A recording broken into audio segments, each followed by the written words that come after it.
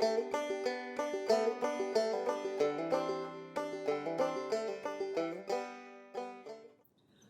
I'm Sequoia with Merritt Tree Collard, and I'm here in Berkeley, California in March to show you what to do with a Merritt Collard cutting that ripped off your plant and fell in a storm.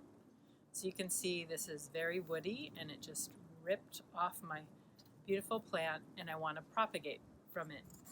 So most people are unfamiliar with Merritt Collards. They're very big with big leaves. This broke off a day or two ago, so it's wilty, but it's still totally ready to be propagated.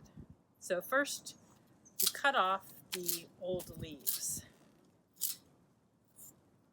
You want to leave about 1/4 inch of a nub. It will eventually fall off, but you don't want to cut into the actual cutting itself.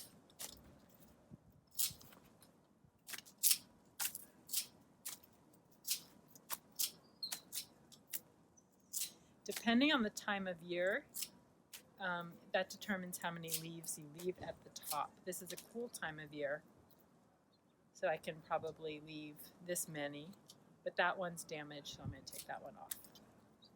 In a very colder part of the year, you could leave a few more, and in a hot part of the year, you would leave almost none.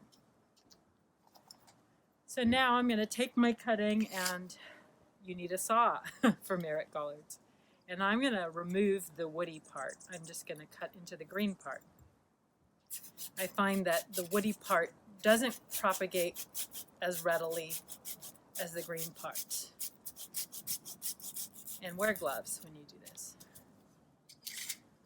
And now I'm going to put my Merritt cutting. I have a 1-gallon recycled container, and I used very high quality potting soil. Around here I used Recipe 420. That's a really good potting soil. So I'm going to just basically plunge it in with force down as far as it'll go. I tamp the soil down so it's nice and packed, and then I'm going to water it. And I will, depending on weather, probably water it once or so a day. Maybe it won't need it every day because it's been kind of cool lately. And I would expect that in the next few weeks I'll start to have some leaves about this big. And this time of year it'll probably be ready to go in the ground in 4 weeks or so.